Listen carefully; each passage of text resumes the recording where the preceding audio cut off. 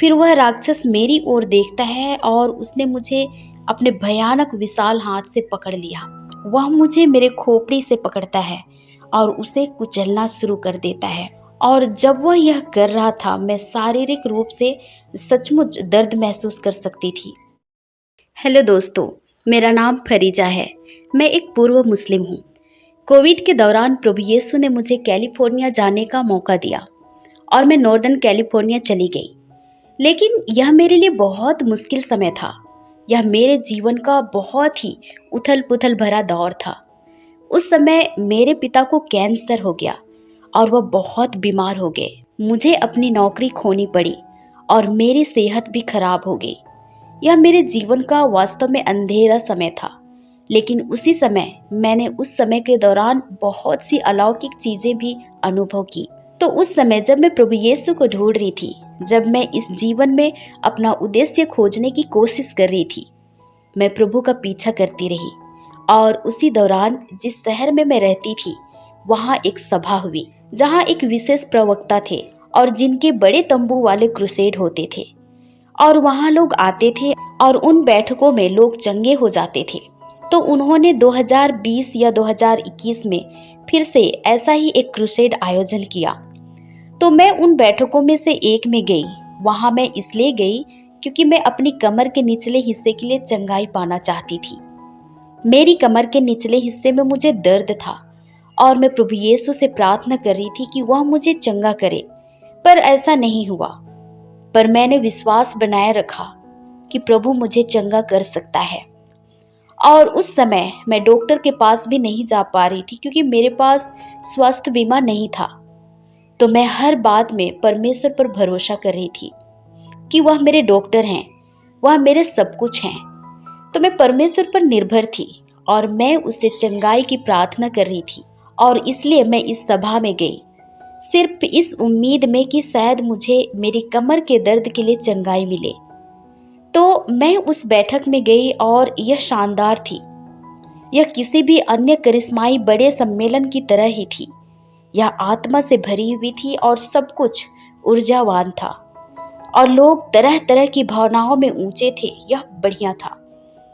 मुझे यकीन है कि कुछ लोग शायद उस बैठक के दौरान चंगे हुए होंगे, पर मेरे साथ ऐसा नहीं हुआ। भले ही मैं सच में उम्मीद कर रही थी कि मुझे चंगाई मिलेगी, पर कहानी का मकसद वह नहीं था। जब मैं उस बैठक में गई तो मैं एक महिला के पास बैठी जिसे मैं नहीं जानती थी।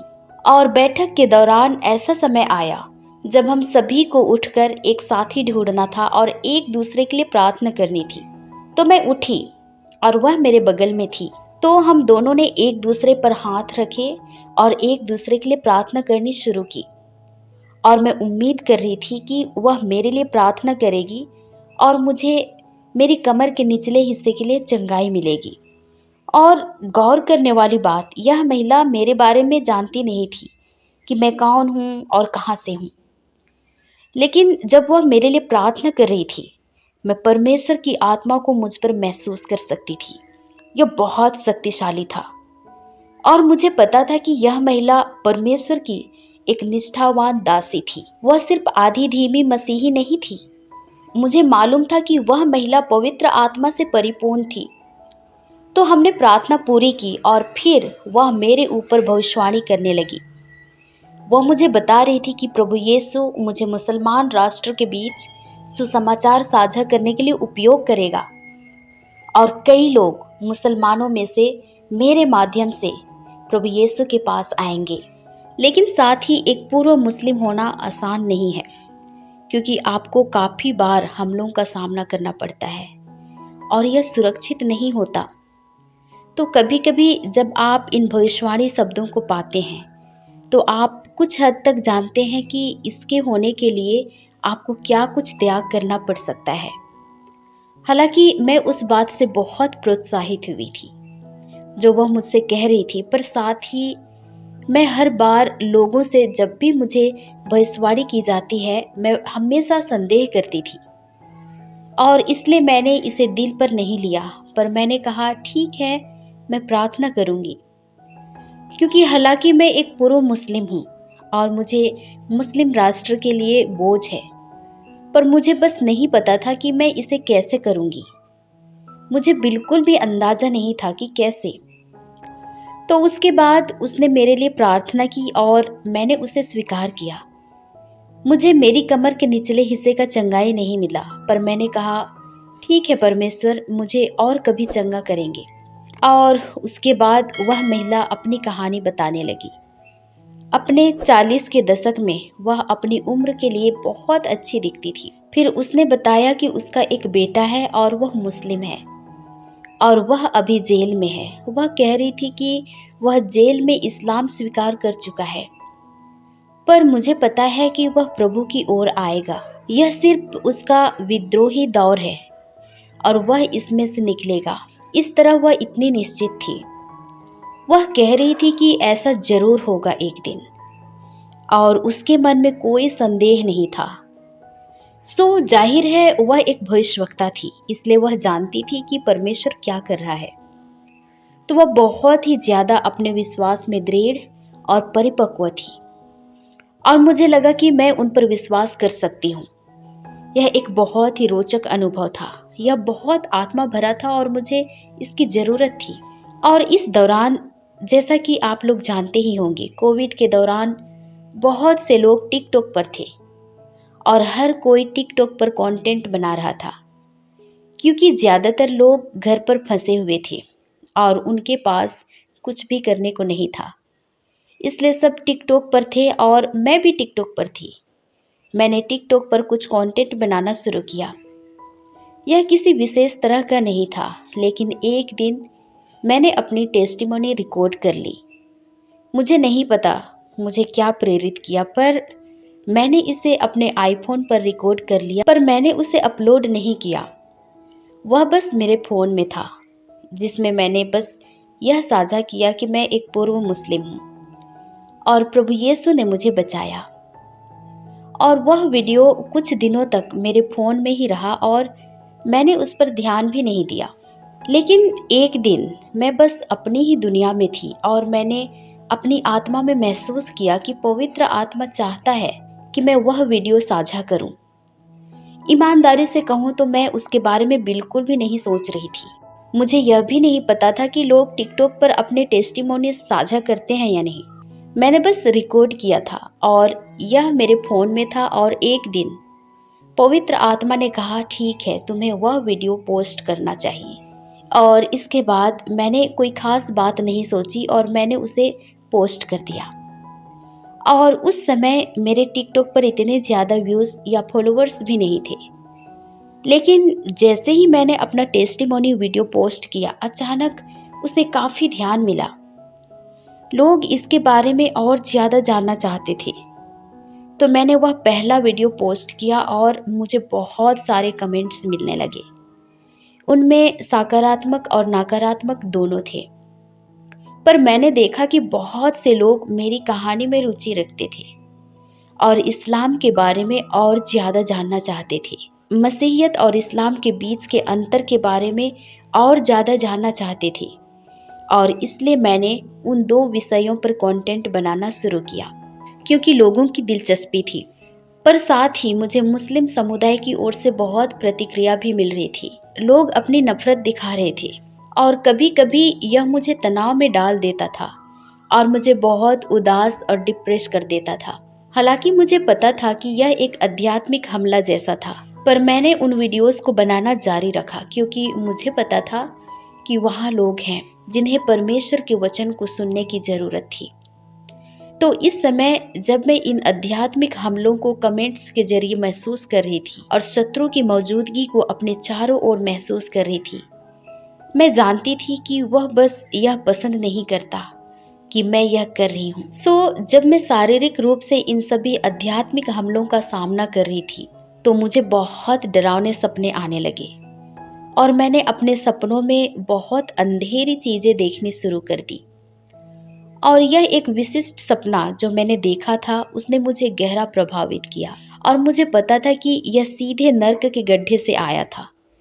पर मुझे विश्वास है कि प्रभु यीशु ने मुझे यह अनुभव इसलिए दिया ताकि मैं उस दुष्टात्मा को देख सकूं जो इस्लाम और इस्लामी दुनिया के पीछे है। तो उस सपने में दो हिस्से थे। मेरे सपने के पहले हिस्से में मैंने एक समूह को देखा और मैं यह पहचान नहीं पा रही थी कि वे किस तरह के लोग थे। मैं उनकी जाति अलग नहीं कर पा रही थी, पर मैंने बहुत से लोग देखे और वे सभी एक लाइन में खड़े थे और वे सभी उस एक सीढ़ी की ओर जा रहे थे और वह एक गोल सीढ़ी थी और वह बहुत छोटी थी और बहुत सारे लोग उस सीढ़ी पर चढ़ने की कोशिश कर रहे थे, पर सीढ़ी में पर्याप्त जगह नहीं थी और मैं उस सीढ़ी की ओर चल रही थी और मुझे यकीन नहीं था कि मैं वहां क्यों हूं, पर मुझे पता था कि मैं किसी अच्छी जगह पर नहीं थी। वहां बहुत अंधेरा लग रहा था, पर मुझे पता था कि ये लोग जो उस सीढ़ी की ओर जा रहे थे वे किसी ना किसी तरह से इस्लाम से जुड़े थे। और फिर जब मैंने उन समूह को देखा जो उस छोटी सीढ़ी की ओर जा रहे थे जहां जगह काफी कम थी, और अचानक जैसा कि सपना में होता है, आप एक दृश्य से दूसरे दृश्य में चले जाते हैं। यह एक फिल्म की तरह होता है, सपने के अलग अलग हिस्से होते हैं।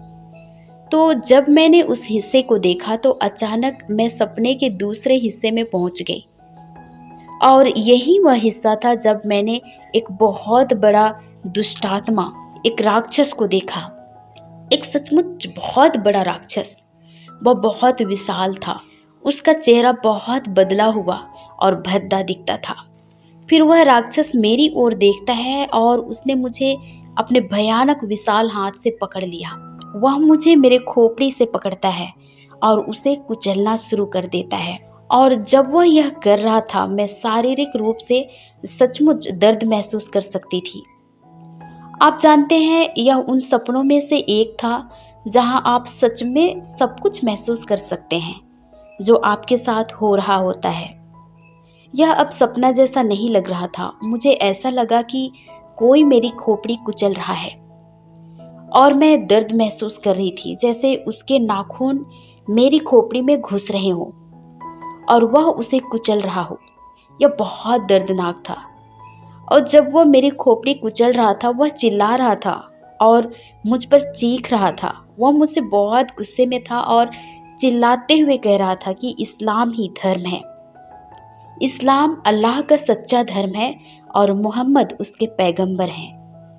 और वह मेरी खोपड़ी कुचलते हुए मुझे विश्वास करने पर मजबूर करने की कोशिश कर रहा था।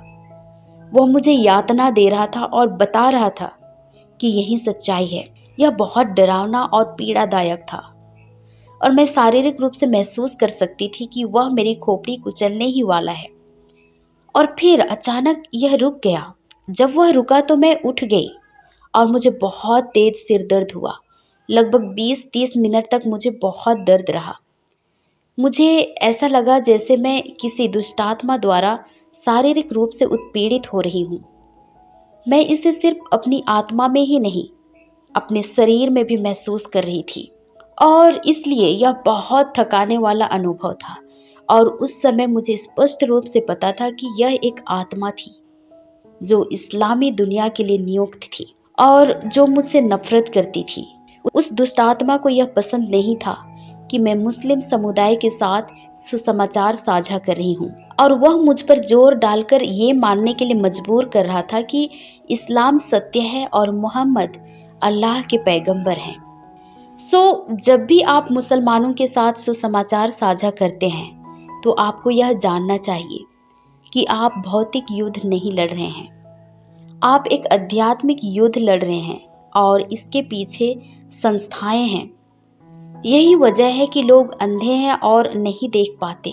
यह एक डिमोनिक ऑपरेशन है, इसलिए प्रार्थना बहुत ज्यादा महत्वपूर्ण है और मुसलमानों के प्रति दयालु रहना भी बहुत जरूरी है, क्योंकि दया ही लोगों को पश्चाताप की ओर ले जाती है। और हाँ, मुस्लिम समुदाय किसी और समुदाय जैसा नहीं है।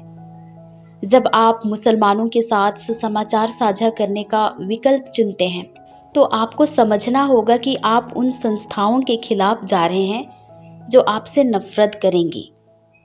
और जब आप आध्यात्मिक युद्ध का अनुभव करना शुरू कर देते हैं तो डरे मत और आश्चर्यचकित भी ना हो, खासकर तब जब आप किसी के बहुत करीब हैं कि आप उसे गलत साबित करने वाले हो या आपकी वजह से कोई मुसलमान प्रभु यीशु के बहुत करीब आ रहा हो।